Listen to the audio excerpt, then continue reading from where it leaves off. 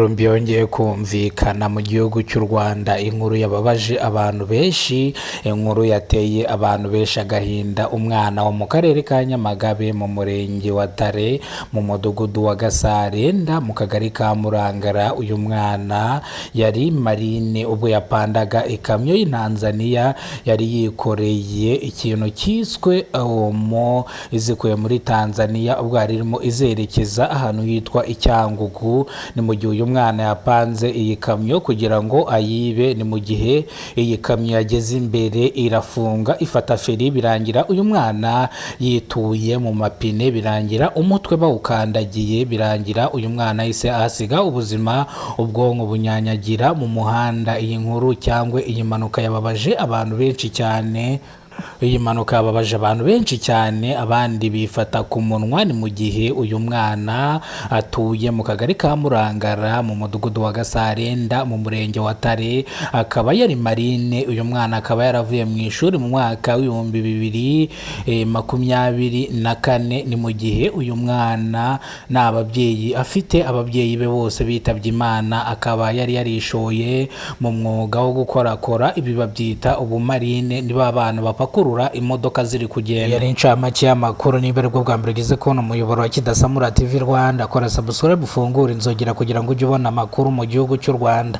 Nge mugiye kubana nitwurinzwe n'Imana Emmanuel, abanzi banze ku mazina ya Kidasamura. Nimba aribwo bwa mbere ugeze kubona umuyoboro, uhawe ikaze kuri Kidasamura TV Rwanda. Reka n'ubundi amakuru yacu tuyerekeze mu karere ka Nyamagabe mu murenge wa Tare mu kagari ka Gasarenda mu mudugudu wa Murangara. Ni mu gihe umwana yapanze ikamyo yavaga Tanzania igeze mu karere ka Nyamagabe yerekera mu karere ka Rusizi, birangira uno mwana apanze ino kamyo kugira ngo ayipakurure ibyo yari ipakiye babyibe.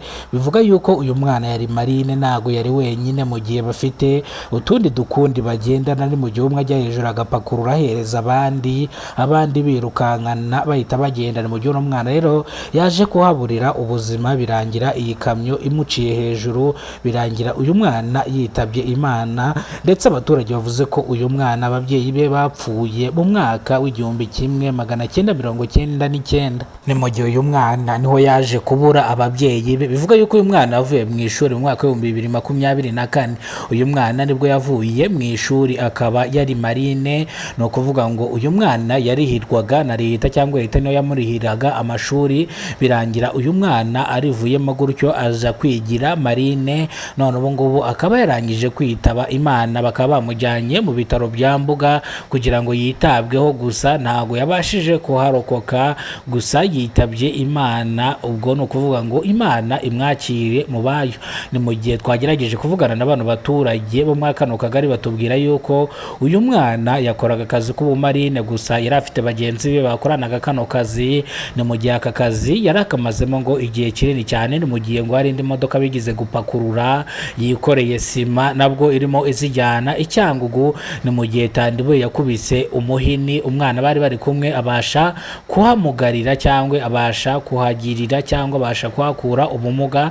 Ni mu gihe umwana wundi yaje kuvunika akaguru we, ibi bintu akahita abivamo. Ni mu gihe bano bagenzi biwe bitabahaye isomo, bakomeza gukora ibi bikorwa by'ubugizi bwa nabi. Bivuga ko ari ubugizi bwa nabi koko iyo uri gupakurura imodoka iri kugenda, bivuze ngo ubu ufite risike. Bishatse kuvuga yuko ubu ngubu turi mu biruhuko bizamara amezi 2, bivuze ko ababyeyi bagomba gucunga abana babo, bakabacunga cyangwa bakabarinda, kubera yuko kugira ngo batishora mu ngeso nk'izi ngizi. Mu gihe umwana wahagurutse mu rugo, umubaze aho agiye, cyane cyane nimba ari umwana w'umukobwa, nyaboneka umurebere hafi, kubera yuko hano hari insoresore zitegereje udukobwa twanyu kugira ngo badutere inda. Bivuze yuko rero iki gihe cy'ikiruhuko turimo cy'amezi 2 mubashe kugihasoringa abana banyu, mubafate mubagumishe mu rugo, mubacunge, kandi ikindi mubahate kugira ngo bakurikirane amasomo kugira ngo bazasubire ku ishuri ari intyoza. Rero aya niyo amakuru niyo nabateganyirije kuri Kidasamura TV Rwanda. Ariko nawe utarakora subscribe, ukora subscribe ufungura inzogera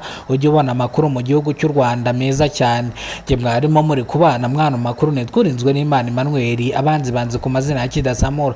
Ariko mu kanya n'ubundi tugiye yongeye kugaruka mu gihugu cy'u Rwanda. Ese wasake yatangaje iki? Ese ikigo gishinzwe amashanyarazi REG cyatangaje iki? Ese ikigo gishinzwe imisoro RURA cyatangaje iki? Ese ikigo gishinzwe ibijyanye n'ibyinjira n'ibisohoka cyatangaje iki? Ese turagaruka no ku bindi bigiye bitandukanye mu gihugu cy'u Rwanda. Murakoze cyane, mwakoze gukurikirana Gitasamura TV Rwanda, ndetse nabakoze subscribe uw'agaciro, nk'uko ibyo tugezeho tubigukesha. Imana ikurinde guha ubuzima buzira umuze. Nawe utarakora subscribe yikore kugira ngo tujye tubana umunsi ku munsi. Murakoze cyane.